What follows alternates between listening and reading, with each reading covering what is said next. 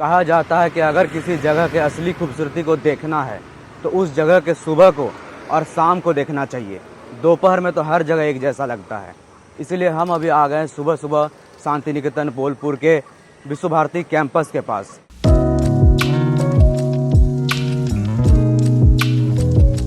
और यहाँ का जो नज़ारा होता है वो दिन में भी तो बहुत बढ़िया रहता है, लेकिन हम सोचे कि सुबह में बहुत ज़्यादा शांति होगा, थोड़ा थोड़ा छाँव होगा पेड़ का, तो बहुत बढ़िया लगेगा। और सच में ये जो एक्सपीरियंस है सुबह सुबह यहाँ पे टहलने का, अभी तो थोड़ा सा धूप भी निकल आया है, थोड़ा सा लेट हो गया आने में, और सुबह अगर थोड़ा सा आते तो और बढ़िया एक्सपीरियंस हम लोग को मिलता।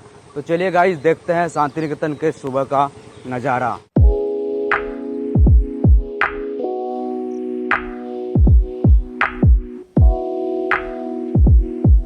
इस पूरे शांति निकेतन की कहानी दो छातिम के पेड़ों से शुरू हुई थी। रविन्द्रनाथ टैगोर के पिताजी देवेंद्रनाथ टैगोर, जो कि बहुत बड़े जमींदार थे, लेकिन वो उनको जमींदारी वगैरह पसंद नहीं था। वो अपना ब्राह्म धर्म में दीक्षित होके अपना धर्म कर्म में लगे हुए रहते थे। वो एक बार गुजर रहे थे इन रास्तों से। उस ज़माने में इस जगह का नाम भूबन डांगा था और इतना पेड़ पौधा नहीं था, बहुत खाली खाली सा था। तो दो छातिम के पेड़ के नीचे बैठकर उनको बहुत मानसिक शांति की अनुभूति हुई थी। और उसी वक्त वो सोचे थे कि अगर यहाँ पे उनको ज़मीन मिल जाता है तो यहाँ पे वो आश्रम जैसा कुछ करेंगे।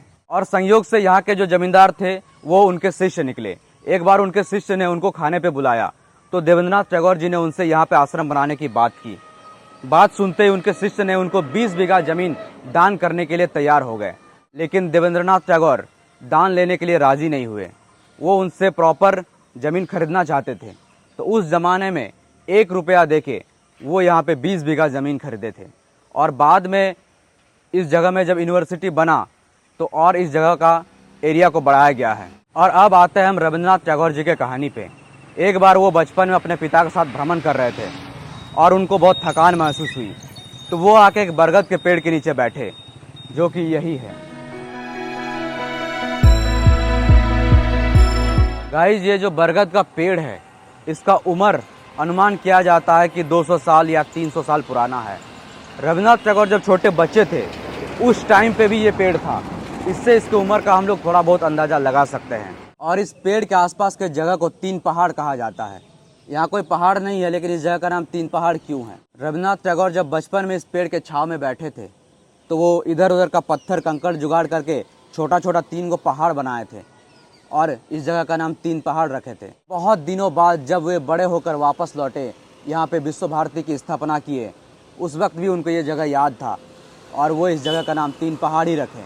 वो छोटा छोटा पहाड़ तो आज नहीं है, हो ही नहीं सकता है, लेकिन उनकी याद में ये जो बरगद का पेड़ है यहाँ पे 3 गो लेवल बनाया गया है 3 पहाड़ की यादों में। यहाँ के रास्तों से चलते हुए, यहाँ के पेड़ों के छाँव में खड़े होकर हर जगह आपको महसूस होगा कि रविन्द्रनाथ टैगोर हम लोग के साथ में ही है, उनके छत्र छाया में ही हम लोग खड़े हैं। यहाँ से रास्ता 2 हिस्सा में बट रही है। जो सीधा रास्ता जा रही है ये जा रही है श्यामबाटी की तरफ।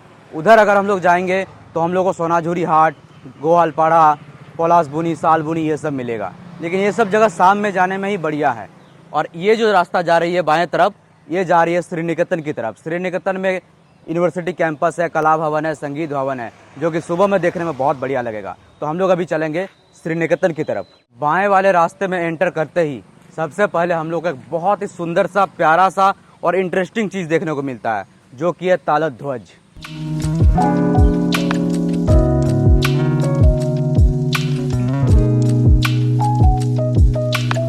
गाइस, आप लोगों ने घर तो बहुत तरह का देखा होगा, लेकिन ऐसा घर कहीं नहीं देखा होगा। इस घर के बीचों बीच एक ताड़ का पेड़ है और उसी के चारों तरफ घर को बनाया गया है। और कहा जाता है कि रविन्द्रनाथ टैगोर का बहुत ही फेमस पोएम तालगाछ जो है वो इन्हीं को देख के उनको आइडिया आया था उस कविता को लिखने का। और तालत ध्वज के जस्ट सामने ही एक भैया जी ने दुकान लगा के रखा है और दुकान में बहुत ही सुंदर सुंदर रविन्द्रनाथ टैगोर जी का प्रतिमा है और भी बहुत तरह का मिट्टी का पुतला है। सुंदर सुंदर देखिए प्याला है।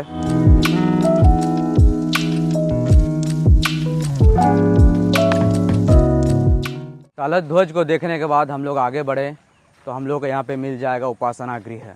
आज तो बंद है, हर बुधवार को सुबह सुबह यहाँ पे प्रार्थना होता है। और ये एक मंदिर है, लेकिन इस मंदिर की खास बात यह है कि यहाँ पे कोई देवता की मूर्ति नहीं है। जैसा कि रविंद्रनाथ ब्राह्म धर्म में विश्वास करते थे, तो उनका मानना था कि ईश्वर निराकार होता है। और ये पूरा का पूरा मंदिर बेल्जियम कांच से बना हुआ है। तो इस रोड में आके इसलिए ज़्यादा शांति का अनुभव होता है क्योंकि गाड़ी वगैरह नहीं है, हॉर्न वगैरह का साउंड नहीं है। तो शांति निकेतन अगर आप घूम रहे हैं तो सुबह सुबह इस सड़क पे एक बार ज़रूर आइए, आपको एक अलग ही एहसास होगा।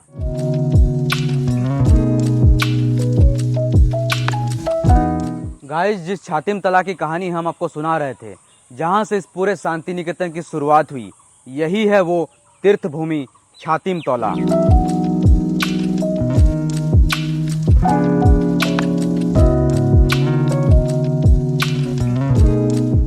जिस छातिम के पेड़ के नीचे देवेंद्रनाथ टैगोर जी बैठे थे वो तो आज नहीं है, लेकिन उसके जगह पे दूसरा पेड़ लगाया गया है। और छातिम तला के जस्ट ऑपोजिट में आपको मिल जाता है रविंद्र भवन। ये एक म्यूजियम है जिसके अंदर रविंद्रनाथ टैगोर जी के यूज किए गए बहुत सारे सामान, उनका गाड़ी, उनका बेड वगैरह रखा गया है। तो यहाँ आप जा सकते हैं, लेकिन अंदर फोटोग्राफी, वीडियोग्राफी ये सब अलाउड नहीं है। तो अगर आपको ये सब देखना है तो खुद ही आना पड़ेगा। 100 रुपया टिकट है टूरिस्ट के लिए, और स्टूडेंट के लिए बस 10 रुपया। और रविंद्र भवन म्यूजियम परिसर में ही है उत्तरायण। उत्तरायण वो घर है जहाँ पे रविंद्रनाथ टैगोर जी बहुत दिनों तक रहे थे। यहाँ पे बहुत सारे घर हैं जहाँ पे रविंद्रनाथ टैगोर जी रहते थे। उनका मन होता था तो 10 साल इस घर में रहते थे और बाकी कुछ साल उधर रहते थे। फिर उनका मन बदल जाता था तो वो घर अपना चेंज कर देते थे। उत्तरायण के रास्तों से होते हुए हम लोग आगे बढ़ ही रहे थे तो हम लोग को दिख गया एक और ऐतिहासिक स्थल। ये जो जगह है, इस जगह को नाट्य घर कहा जाता है। और ये कोई आम जगह नहीं है, इसमें स्वयं रविंद्रनाथ टैगोर जी बहुत सारे नाटकों में अभिनय किए थे। नाटकों का वो लिखते थे, मंचन करते थे।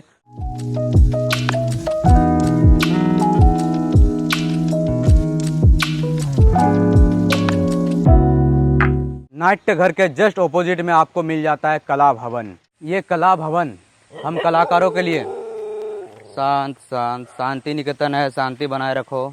जिन महान कलाकारों को हम गुरु मानते हैं, अवनींद्रनाथ टैगोर, नंदलाल बोस, रामकिंकर बैज, ऐसे ऐसे महारथियों का चरण का धूल इस कला भवन में पड़ा हुआ है। इस जगह के पास आके ही एक अलग सा एहसास होता है। जो कोई भी कलाकार होगा वो इस बात को फील कर सकता है। आम लोग देवताओं की मूर्ति पूजा करते हैं, लेकिन हम कलाकारों के लिए ये सब मूर्ति जो है भगवान के बराबर है। ये जो मूर्ति आप देख रहे हैं, इसको बनाए थे रामकिंकर बैज ने, सीमेंट, बालू, कंक्रीट, इन चीज़ों से।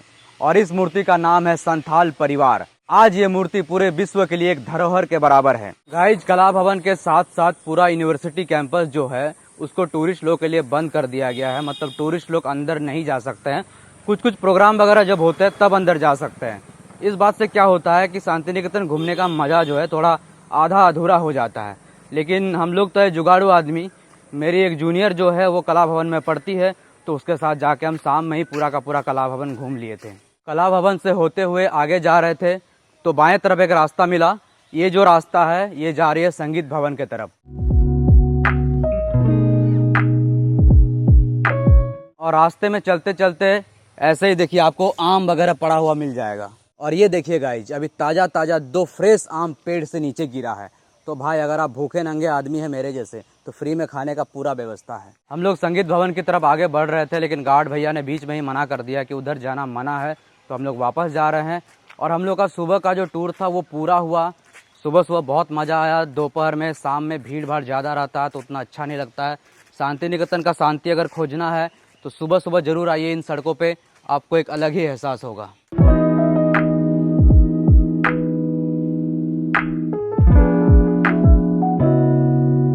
तो ठीक है गाइज, इस ब्लॉग को यहीं पे ख़त्म करते हैं। और ये हमारा शांति निकेतन टूर का आखिरी ब्लॉग है।